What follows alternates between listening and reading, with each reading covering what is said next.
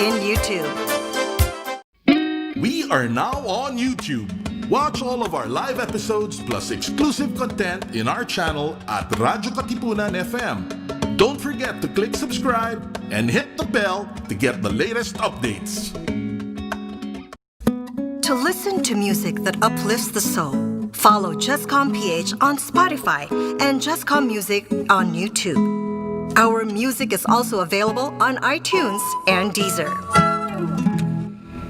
Radyo, radyo, radyo, radyo, radyo, radyo, radyo, Katipunan. Radyo, radyo, radyo, Katipunan. Radyo, radyo, radyo, Katipunan. Radyo, radyo, Katipunan. Radyo, radyo, Katipunan.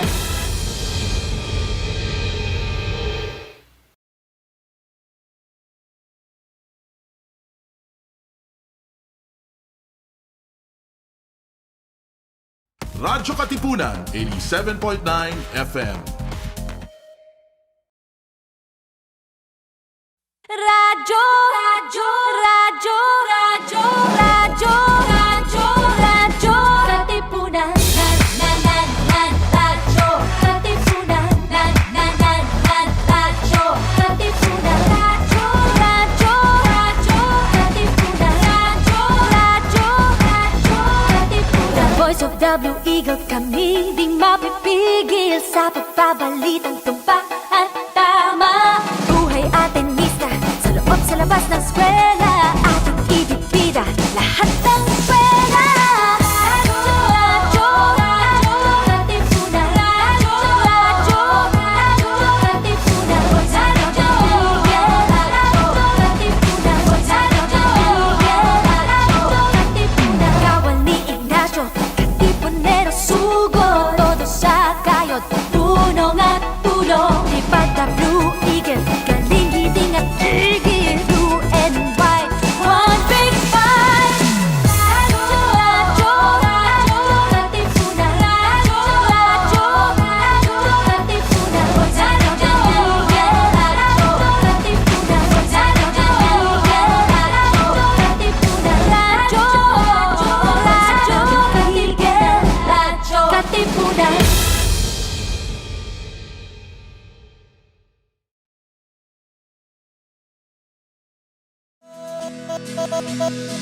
LeadX. X is for the extracurricular life of the Ateneo College students. X is for the X factor that transforms them into leaders, into men and women for others. X is for LeadX. LeadX. Down from the hill,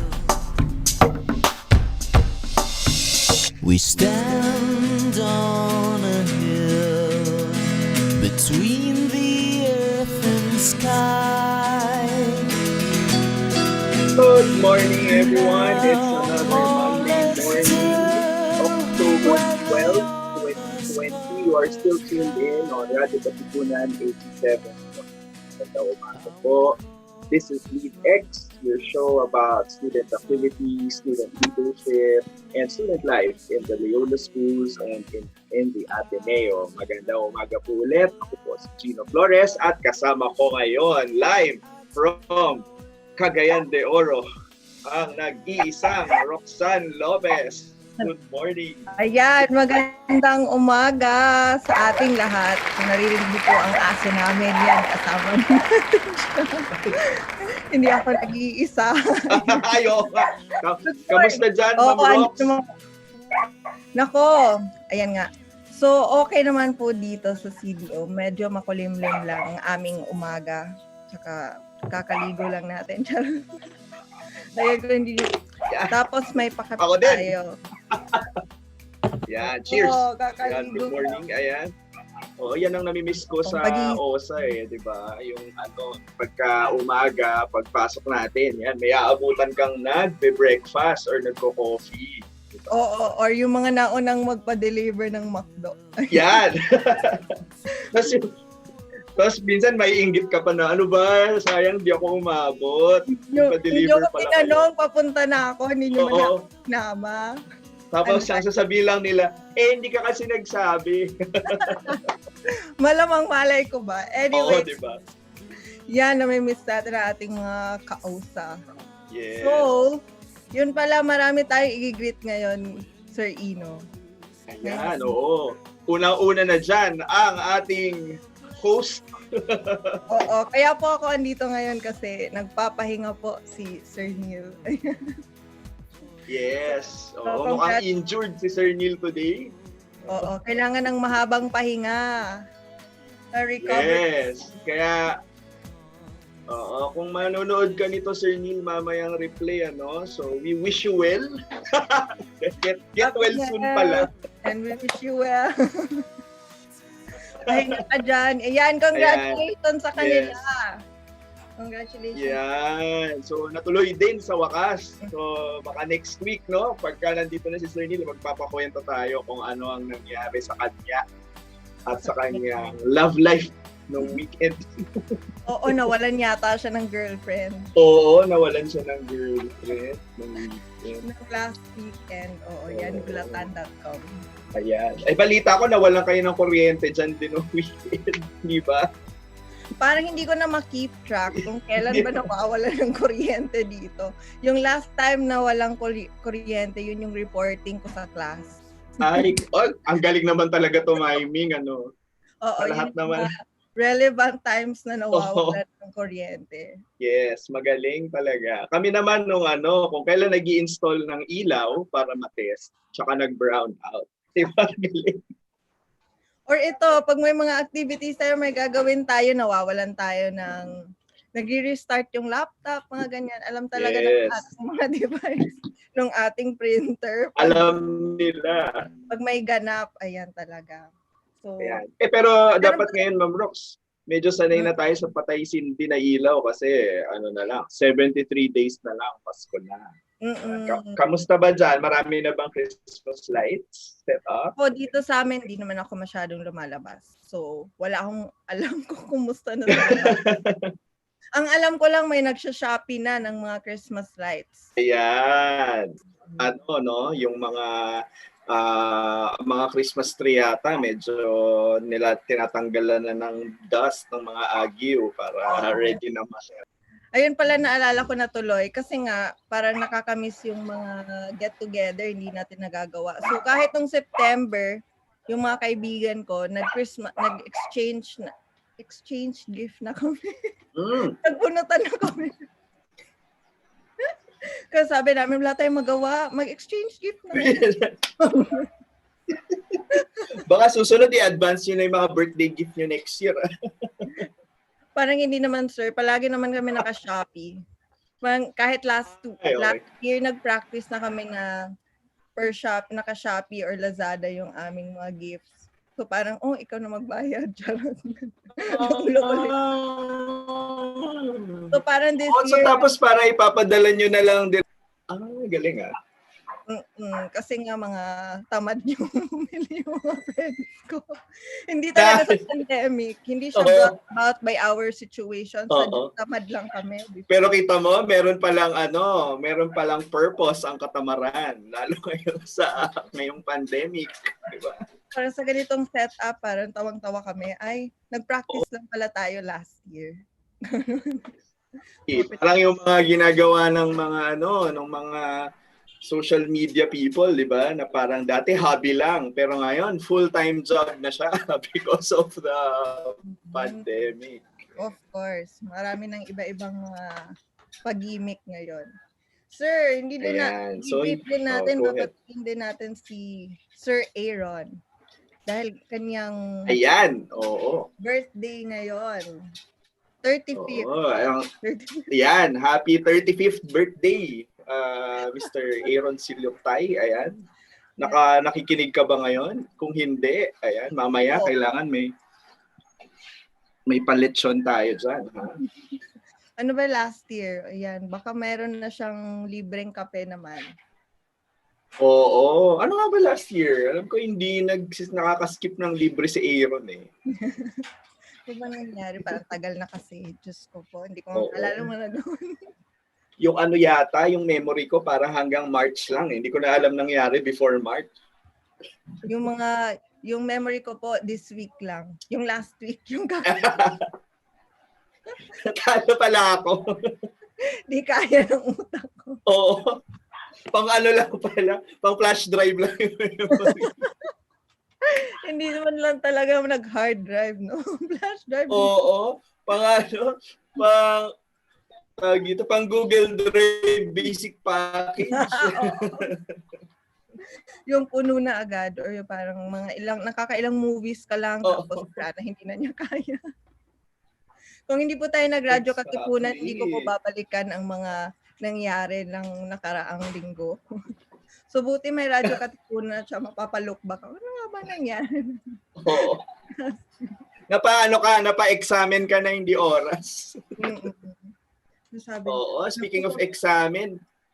Oo, 'di ba parang merong video every week yata or every 2 weeks para may examine video, 'di ba, na ina-upload ang Sanggu at ang ACMG. So, yan, pwede nyo pong panoorin, abangan every every Friday. Or actually, pwede nyo siyang gamitin every day, kasi recorded naman siya. So, kung kailangan nyo ng tulong to reflect on your week or on your day, ayan, pwede nyo i-play. I think naka-upload siya sa Sanggu Facebook page saka sa ECMG, if I'm not mistaken. And this week, si Sir Ariel, ang host ng Good Morning Ateneo, yung boses na maririnig nyo sa consciousness examen. Yan, hindi ko ano ba nangyari pa sa'yo last week, Ma'am Rox? Ano pa ba? Nako, sige, balitaan ko na lang kayo sa COVID namin. COVID namin. Ano ba update dyan ng COVID? Over the weekend, nag-breach na po kami ng 1,000 cases. So, okay. Over 1,000 na ang aming kaso ng COVID dito. So, running joke po namin, inside joke po ito. Inside joke, hindi. Parang city joke namin na...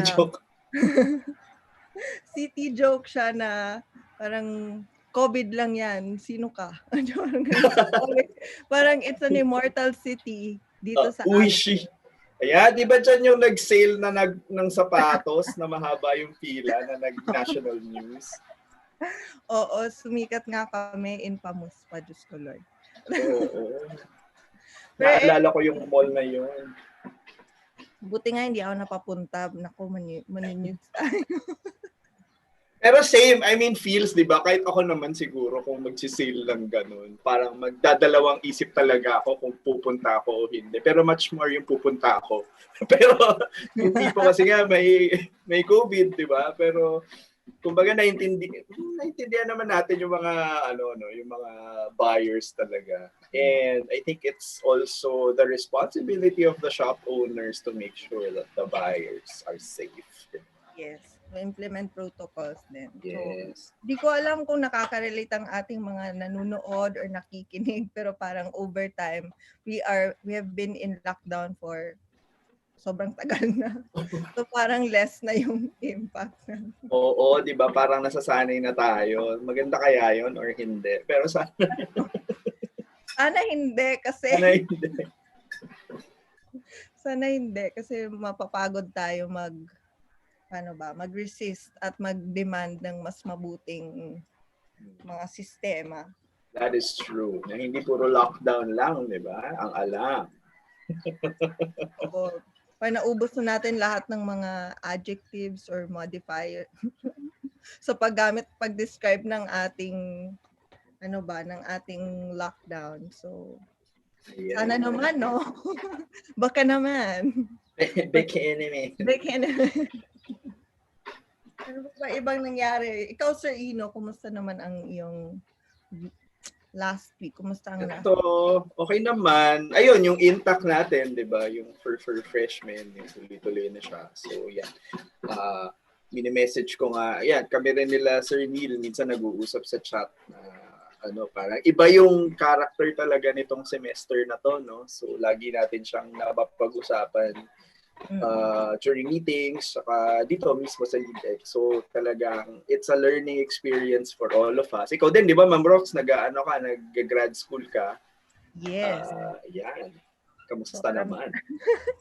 may exam na naman tayo. Parang wala tayo. Hindi tayo nagsasawa sa Canvas.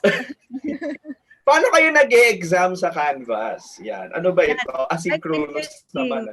Ano? So parang available lang siya from a time frame. So parang yung teacher set a time kung kailan mo siya pwedeng i-take. So yung ibang teachers, mga 5 hours or 4 hours mo siya. So parang in that time span, pwede mo siyang i-take kung kailan mo siya gusto. Tapos pwede silang mag-set ng parang timer.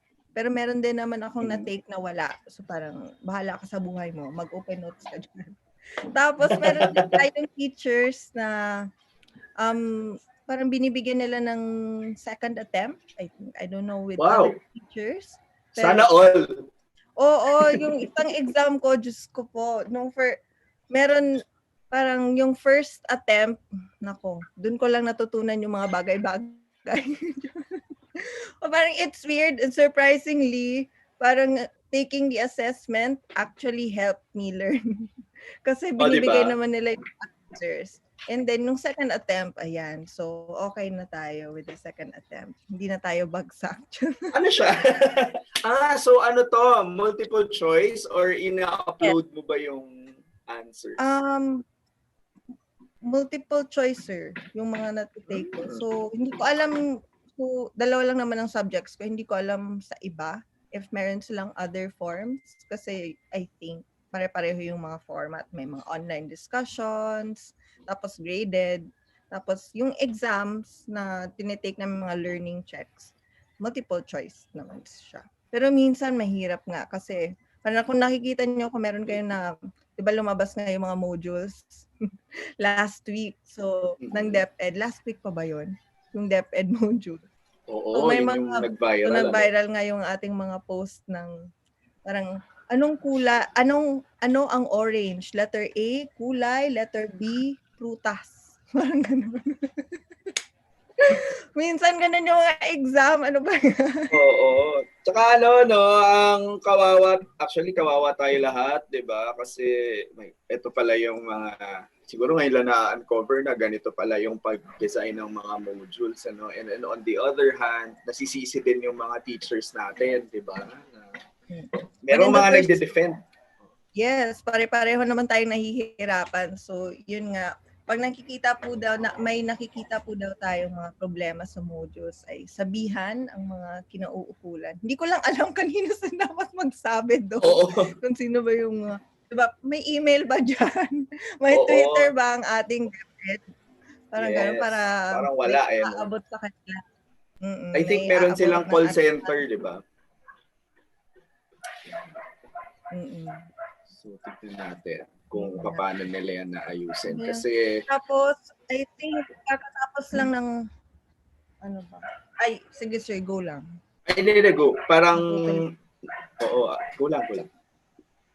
Then, yung iba naisip ko mga nangyari last week din, ang World Mental Health Day.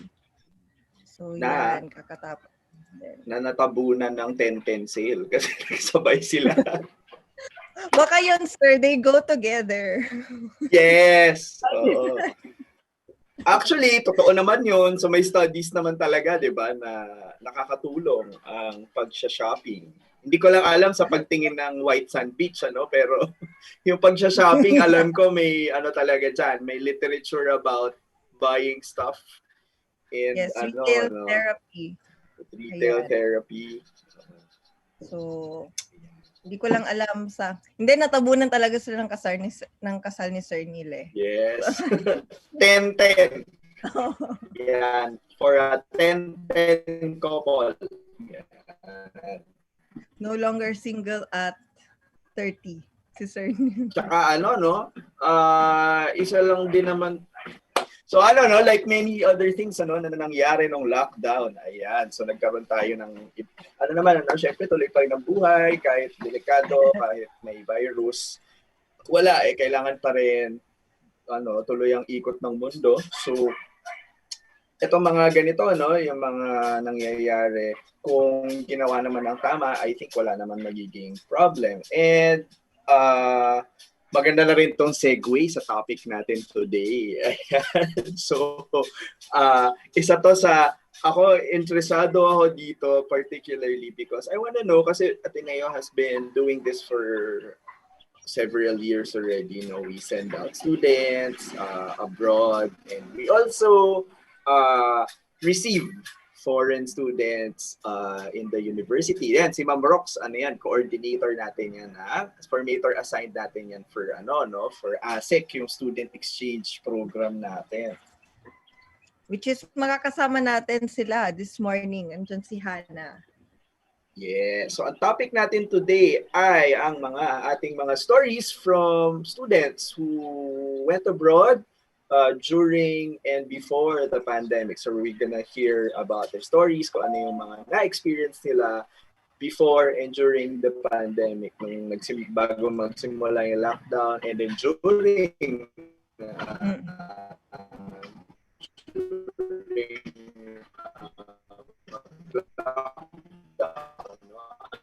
yung mga narinig nilang kwento at ano yung experience. Ayan, Ma'am Rox.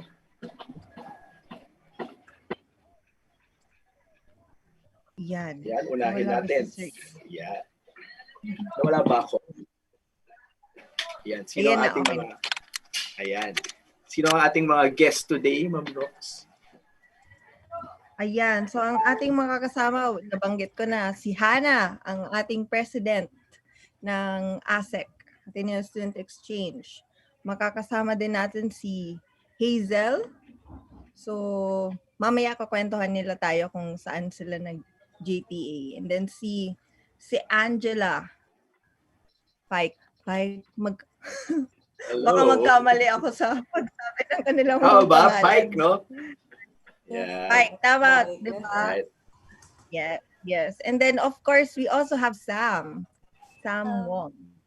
Ayan, magandang umaga. Yan. Good morning, everyone. Everyone looks familiar. Hi, Hazel.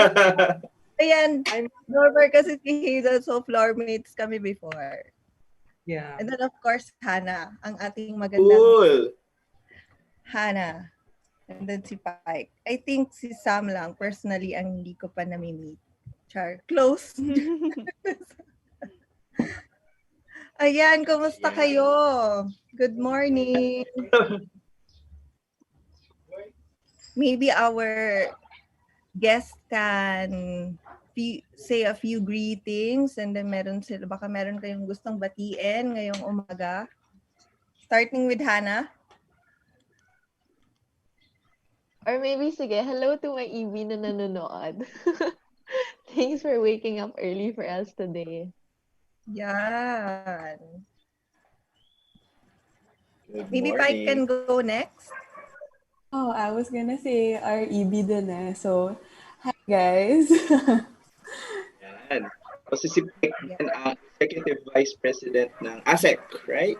Yes, I'm with Hannah. Then how about Sam? Do you want to greet anyone watching right now? Or maybe later on yung replay natin. Yan, baka panood ka nila. Good morning, everyone who's awake right now. Yeah. All right, and then finally, Hazel. Yeah. Hi, hello. I just wanted to greet my friends who are awake right now. Thank you so much at gumising kayo ng maaga. And of course, to my friends here, Angela, Hannah, and Sam, and Ma'am and Sir. Hi. Hello. Hello. Okay, so Tingnan. bago natin pag-usapan yung topic natin, Ma'am Rox, ito yung ginagawa natin every week. Kamustahin lang muna natin. Kamusta kayo during this very different semester? Ayan, kamusta ang online classes so far? Asa na kayo right now? Oo, kamusta? Kamusta ang Canvas? Ayan, maybe we can start with Hazel. Ayan, kamusta ang iyong online classes so far? So far, it's been good naman po. I think all of us are trying to adjust to keep up to our module. And ngayon lang kasi yung talagang formalize yung online classes. I took 2 online classes back in France, also in Ateneo, but they were more of asynchronous and a bit more informal.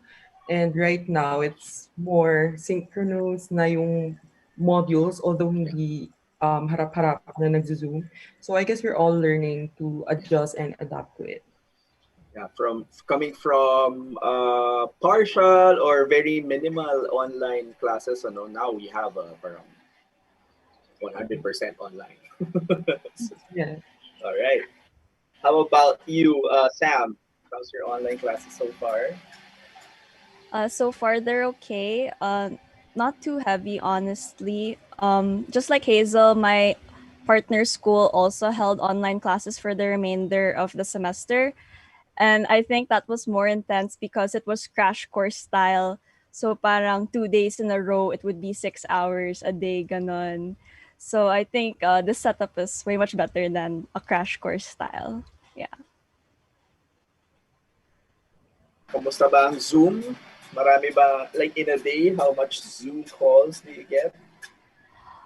I never get more than 2 a day. So the max Okay, is that's good. 2. Yeah. Okay, great. How about si ang Hana ko na third time na sa LeadX?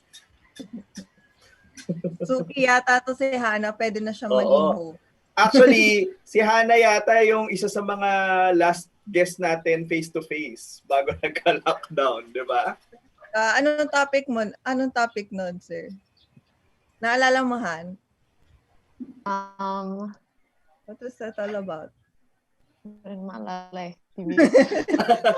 Parang nagkwentuhan lang kami. Same. Basta I remember ikaw yung isa sa last.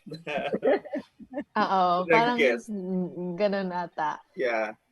Tapos sabi ni sir na parang kailangan natin bumalik and have another show about something else. Pero feel ko na-miss niya lang talaga ako. Sabi rin, special request to ni Ma'am Mitch na miss ka raw niya. Aw, thank you. Miss ka na rin, Osa. How's your online classes? Di ba we've, nung summer yata or nung intersession, parang wala kang class, no?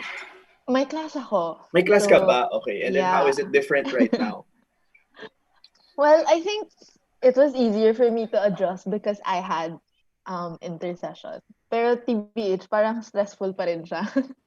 Like, in general, yun nga, what they all said na adapting to this online thing is so hard. Parang naaalala mo kasi, it's more of yung nostalgia, naaalala mo yung kung ano meron sa campus, and at the same time, syempre yung feeling na, oh my God, I'm missing out on my senior year. So, yun. Looks like it's going to also end this way, online. Yan, si Pike, ano ka rin, di ba? Senior, you're senior student right now. Yeah, mag-5th year ba? Or this is supposedly your last year in college? Well, I'm actually planning on 5th yearing because I kind of want to lessen my load for next semester. And I also wanted to complete sana minor. Ano pa, no? Medyo may 1 year pa to hopefully be present in school and do para face-to-face physical classes. But so far, how's your online classes? Well, as everyone else is naman, I'm still learning how to adjust. But of course, I really commend like all of my teachers and everyone else because they're really doing such a good job with adjusting then, and they're still as enthusiastic as ever about teaching. So I really appreciate all of my teachers. Yeah. It's good to hear that mostly, if not all, is actually doing well or doing good in terms of the setup. So, though kailangan pa rin mag-adjust, well, we are trying to adjust all the time anyway. But, yeah. But I think it's good na Sam and Hazel, but they already have experience also from from GTE. So they have an idea how to do the online classes. Nakalimutan ko lang banggitin din na we had our graduation ceremonies yesterday. And then if napanood din yung videos ng ating MP Ateneo, so naalala ko lang nung sinabi ni Hannah na punta kami sa campus. Ayan. Ganda nung ano no? Ang ganda nung intro. Parang may pa-drone eh. Pa-drone dun sa empty, empty halls of the school. So hopefully walang, ganda. I'm nag-iisip nga ako kung ginawa nila yon during the pandemic kasi, wala talagang tao. So, nakakamiss. So para may konting, may konting, weird Kirot. feeling inside. Yeah, kirot na you're not there, and then like 7 months into this, yeah, it's still may konti pa ring kirot, no, heartache of not being there physically. But okay, segue tayo dun sa topic. Pero before this, you actually most of you went abroad to study. Ewan ko si Hannah, nag-JTA ka ba? Hindi ka nag-JTA? Hindi ako nag-JTA. Ayan. So, the three of you actually before and during the pandemic are actually abroad. And then, lahat kayo sa France nag-study. Can you tell us more about it? Like how long have you been there before you came home? And then, which area in France did you study? Yeah, maybe Sam can go first. Yeah, Sam. Okay, so I was there beginning January. My school is in Nantes, so it's like a port city in France. And the original plan was to leave like before COVID happened. The original plan was to leave in June because my family wanted to visit me when my classes ended in May and we could like go around Europe together. But when we heard news about COVID, I was trying to find a flight as early as May, but I managed to go home in August. So in the span between May and August, I think I've had 6 canceled commercial flights.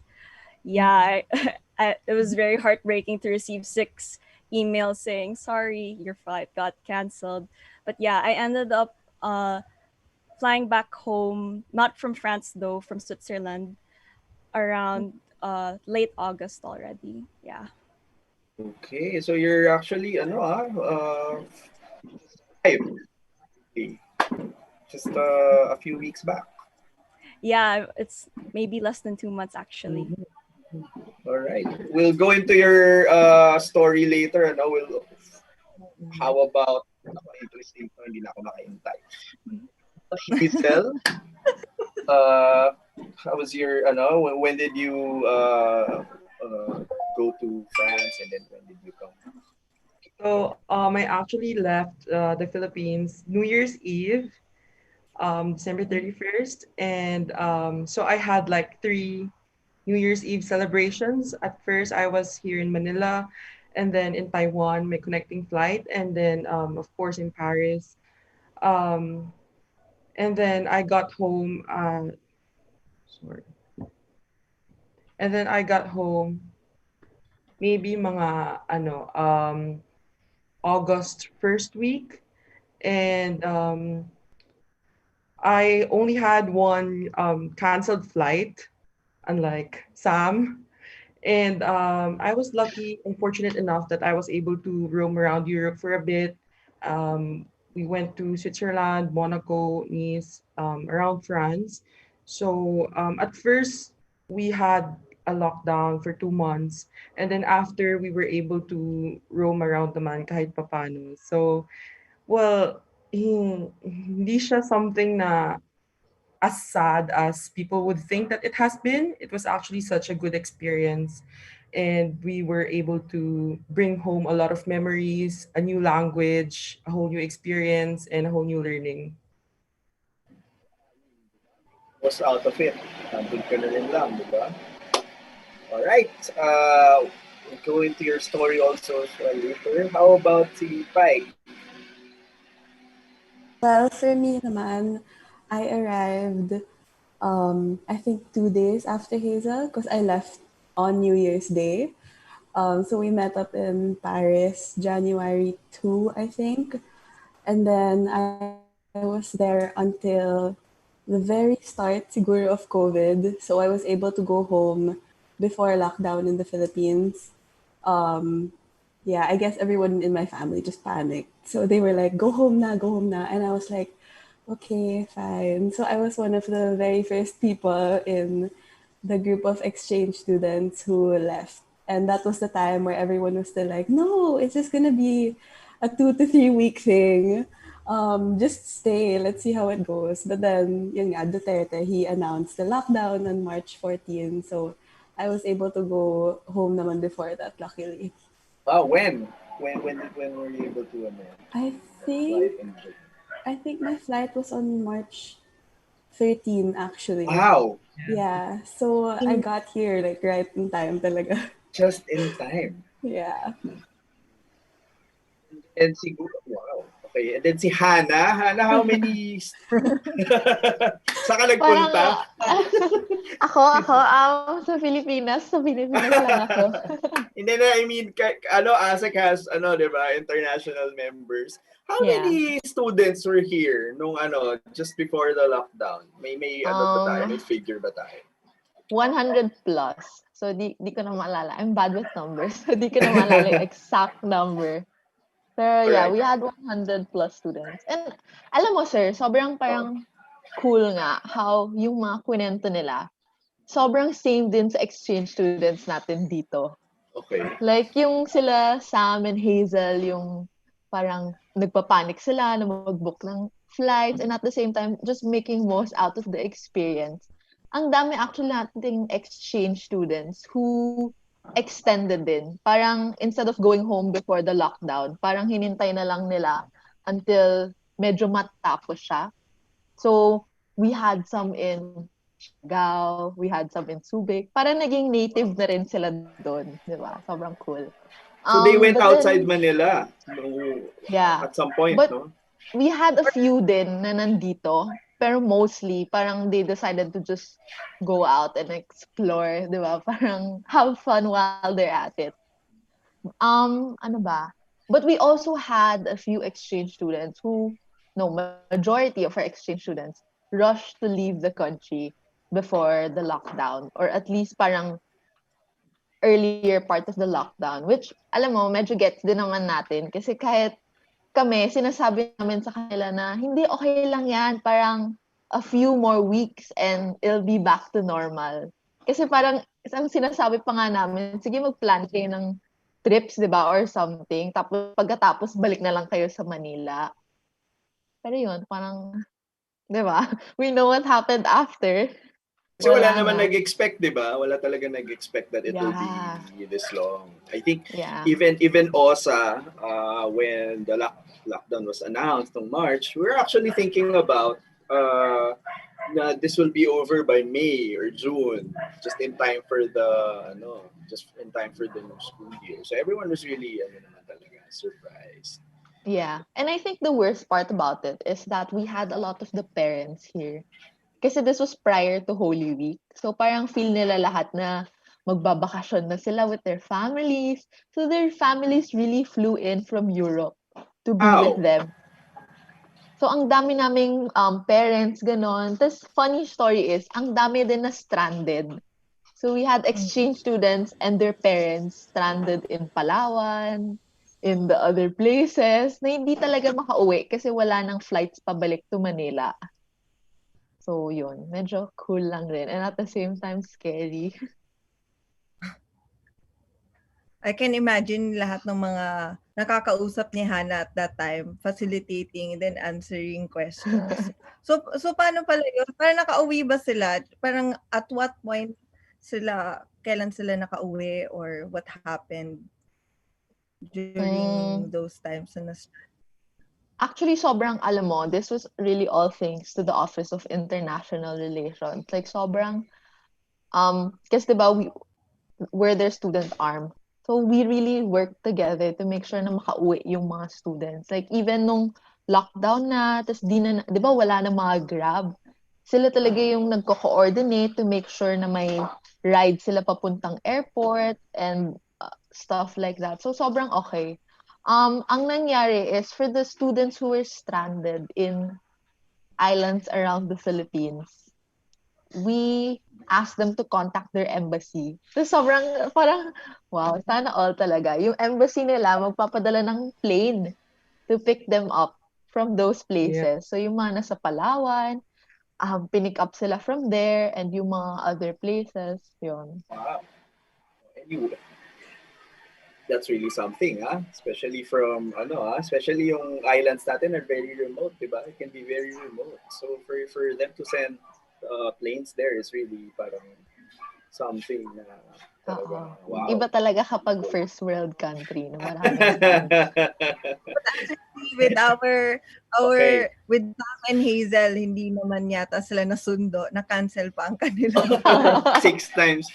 Anyway, for our for our JTs, when did you first hear about the COVID situation? Nung nag-fly in ba kayo dun sa France, parang meron na kayong nababalitaan about it? Or ano yung nyo? When did you first hear about the emerging situation with COVID?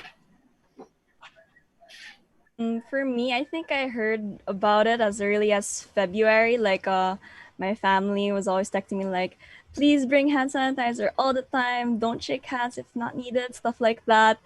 And then, when I heard about the lockdown, I was actually in Paris, like going around seeing the sights. So on the exact day that they announced the lockdown, I was on my way home from Paris to Nantes already. So it was perfect timing that I just so happened to be on the way home already. Yeah. What, sa France ba nauna yung lockdown or mas nauna tayo dito sa Philippines? Was it I earlier think na? France was first, if France, I'm not okay. mistaken. Yeah. Because I think Spain and Italy then was not looking good, no, during that time. Yeah, and it's so funny because I was supposed to also go to Spain like within a few weeks after that, since we had a long weekend. So we were like, guess canceling that flight. So sad. Well, Yeah, go ahead. for me naman po, I first heard it actually January, and I was so paranoid. I keep on telling this to my friends. I think Angela knows it. Hi to my friends abroad. And I keep on telling them, hey, have you heard of the news about this virus in China? I think it's gonna be worldwide. And they were like, oh, Hazel, don't think about it too much. You think too much. It's like still in China and we're in halfway across the world. It's not gonna like spread that easily.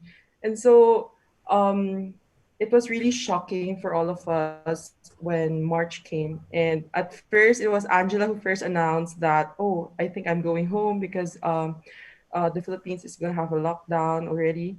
And then, so I was telling her, hey, Angela, can you please stay? Kasi kaming dalawa lang yung Filipinos back in Ken.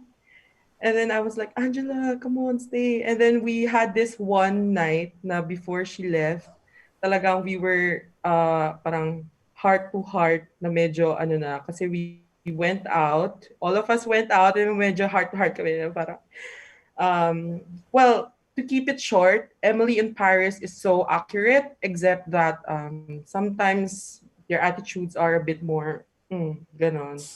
Pero they're really nice. If you get to know them, they're really nice. If you have your confidence, they'll be really nice. And then, yeah, I was actually so sad when Angela left, but we weren't so emotional that time. So I was like, yeah, Angela, yeah, we'll be good. Parang ganon. Pero syempre, we're all sad na kasi we had plans of going to Norway actually because one of our friends back in France, her grandmother passed away and she was thinking of going back for a while. So we wanted to see the Northern Lights, ganyan. Tapos, ang dami naming plans na talagang nag-stop. But fortunately, I came back from Eastern Europe that time. So parang, okay, I was still at the high na may adventure, ganun. Pero yeah, it was really sad na we didn't complete the entire thing.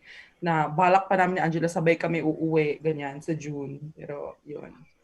Feel mo nun, Hazel, na pauwi na si Angela and then and ikaw pa naman yung parang medyo updated dun sa news, di ba? Parang ikaw yung una nag-break sa kanila na, guys, may mangyayari. Mukhang this is not going to be, this is gonna be serious later. Yeah. And then you're finding yourself parang staying doon sa France. What were, ano yung nasa isip mo nun?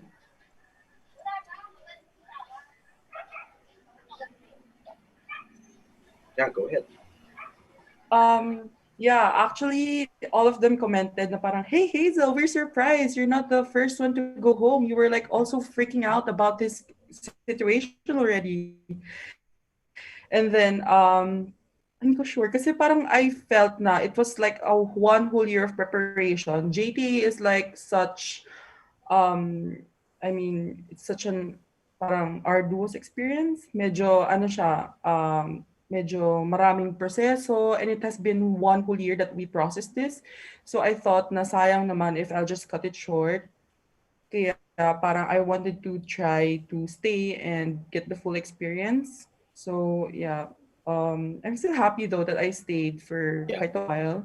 But of course, just sad that, I didn't have my Angela, my friend, whom we planned to travel around Europe with. Kilig si Angela. So how about Pike? The other side of the story. Well, yeah, well, yun nga, like what Hazel said, she's been telling us about COVID since January, and all of us were like, no, it's Europe, eh. Like, it's so not gonna happen here. Like, nobody expected it to ever come to Europe at all. Until I guess it came to Italy and Spain, and then we were like, oh my God, what are we gonna do? So at the time, like, after class, every single day, whenever we'd eat out together, we'd be like, guys, have you heard? There are more cases now in Italy, ganon. So we'd always, that's the first thing talaga that we'd talk about, like our group of friends. Like, guys, there's a first case na in Norway. There's the first case na in blah, blah, blah, blah, blah. So that really became like the focus of our conversations and everything.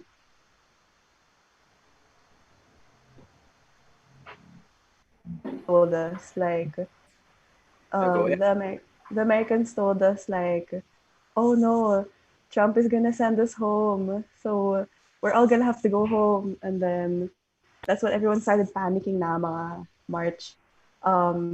But then I still went on a trip, like my last trip, like Hazel. I went to Luxembourg with my blockmates. There was already COVID there, but then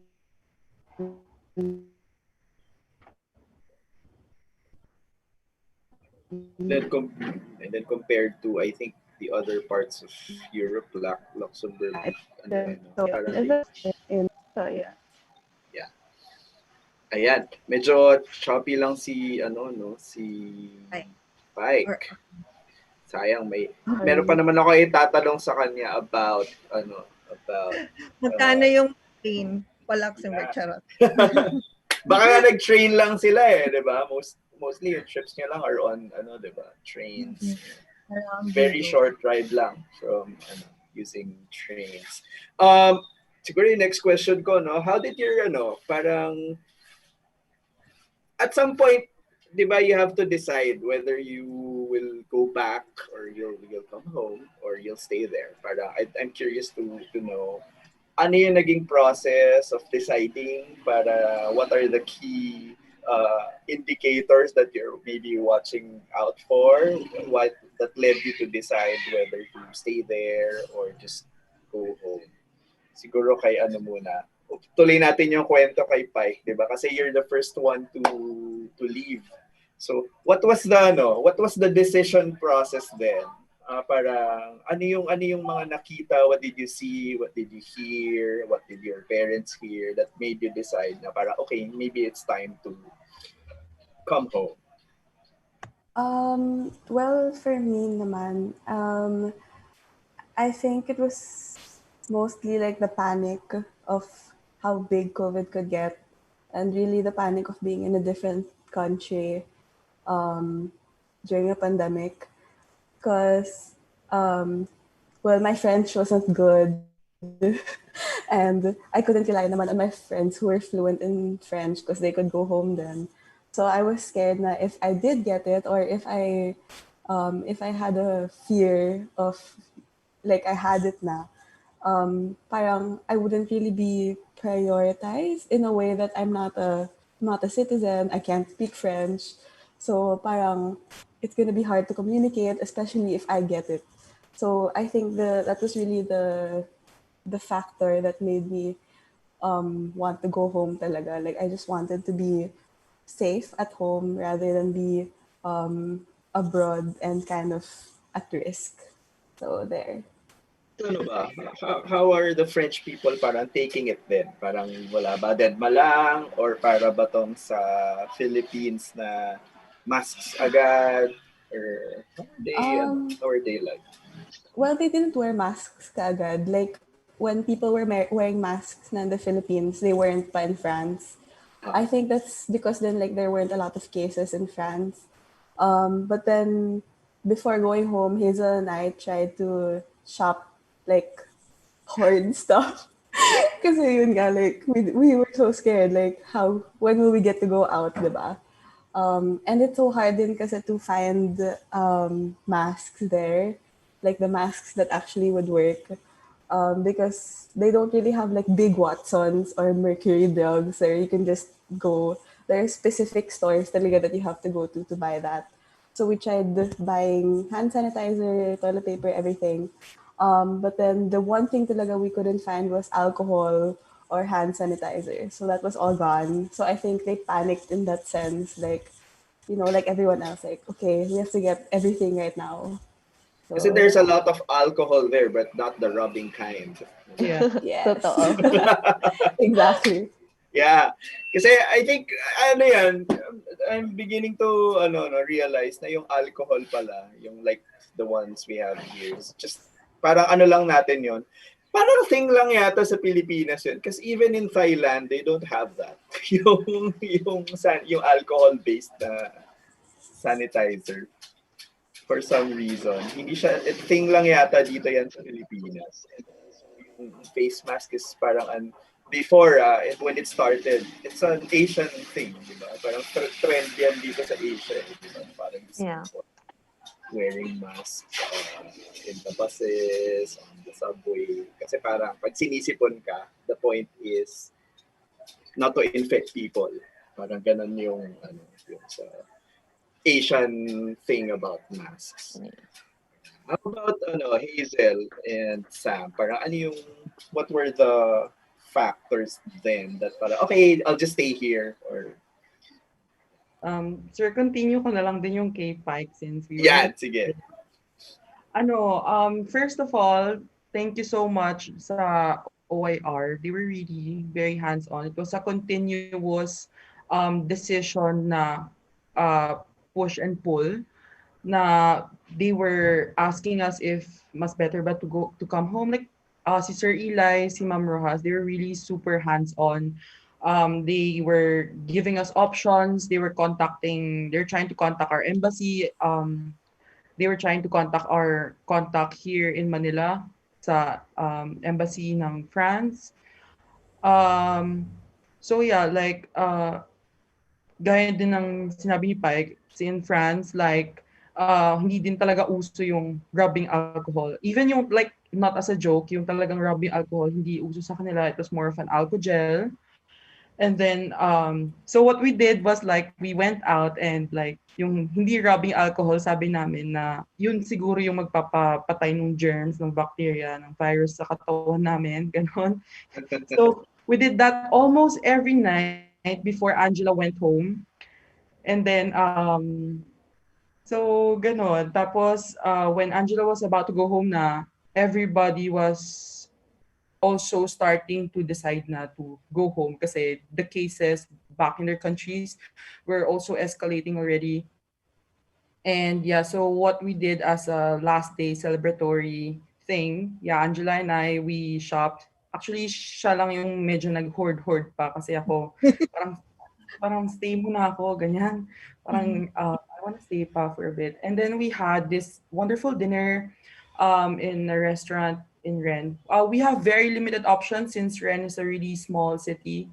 And it was such a lovely dinner. And I think meron kaming rule that time na walang coronavirus thing na pag-uusapan. So it was really such a memorable night, yung last night namin.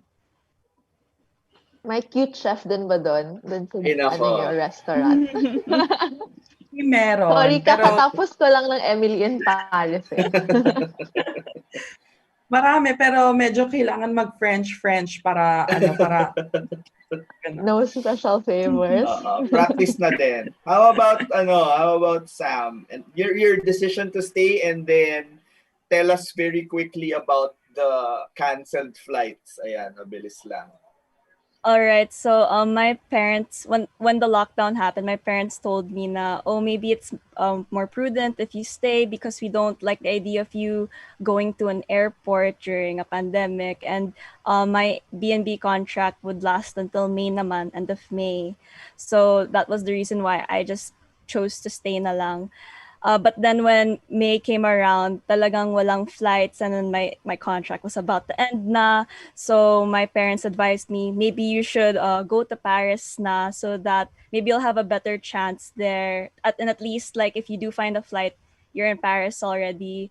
So I think I was in Paris for 1.5 months, so like 6 weeks alone. So it was kind of crazy because yun nga, I didn't know anyone in Paris. I was just hopping around from B&B to B&B. In fact, one of my B&B hosts offered to extend my stay even though I wasn't sure when I was gonna leave. I'm so thankful for him. His name's Steven. Like, he offered his place to me even though I wasn't sure. And another thing that was going on was my visa was about to expire, and my prefecture, I was trying to get my visa extended through my prefecture, but they never replied to me. So I was super scared. And so my parents are like, oh my God, she's gonna be an illegal Filipino in Paris. So Illegal alien. exactly. I was so scared, and luckily enough, I have an uncle who lives in Switzerland, Geneva, which is literally a 3-hour train ride from Paris. He was also scared because at the time Switzerland had really strict borders, so there was a chance that if they saw me, they were gonna send me back from Switzerland to Paris. But luckily, like, no one checked. It was all cool. Yeah, he was holding his breath, I think, the entire time. But luckily, I was able to stay with him. I was looking again for flights, at least from my uncle's place. And luckily enough, because my uncle has ties with the embassy there, and so I was able to go on a repatriating flight from. I had to go from Geneva to Amsterdam, Amsterdam to, I believe, Thailand. Yeah, and then Thailand to Manila. Yep. Oh, wow. Yeah. And then that took how many days?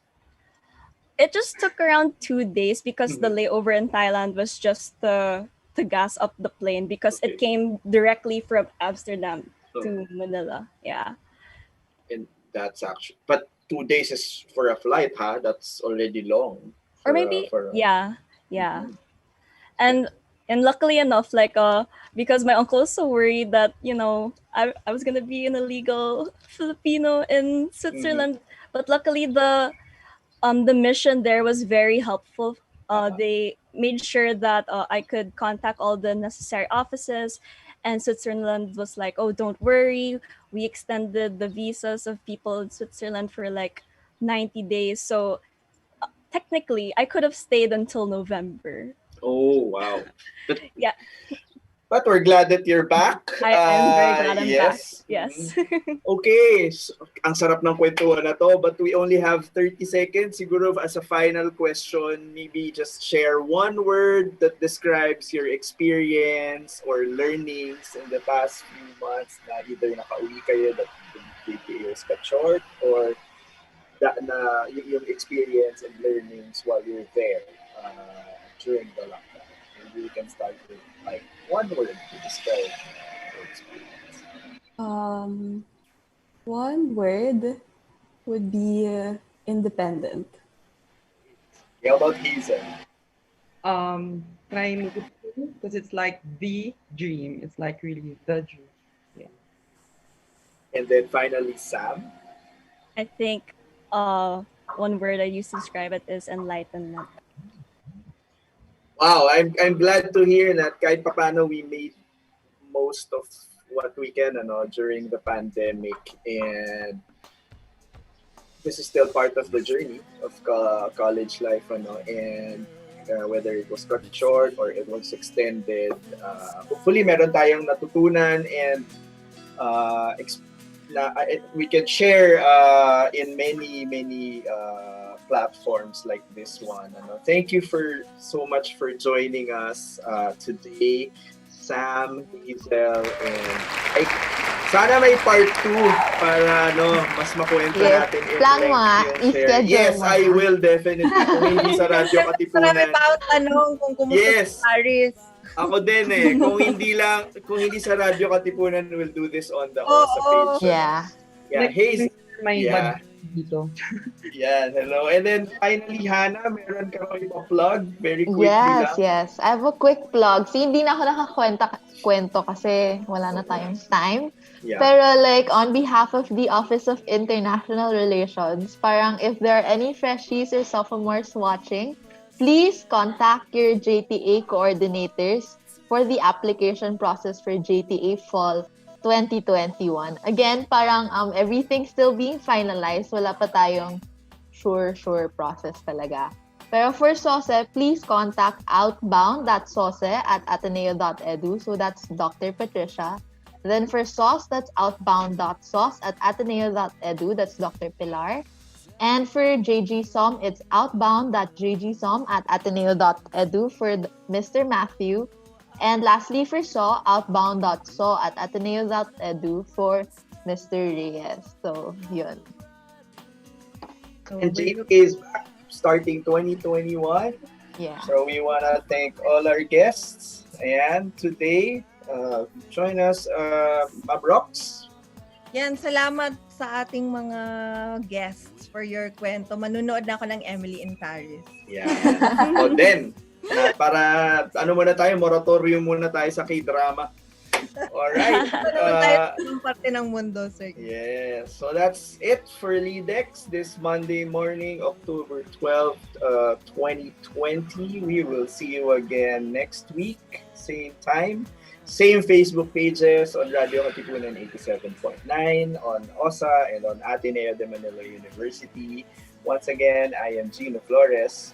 And I am Roxanne Lopez. Ayan, and we're saying good morning and have a great day ahead. The Word Expose follows at 11 a.m. with Cardinal Tag. Magandang umaga po sa inyong lahat. See you next week.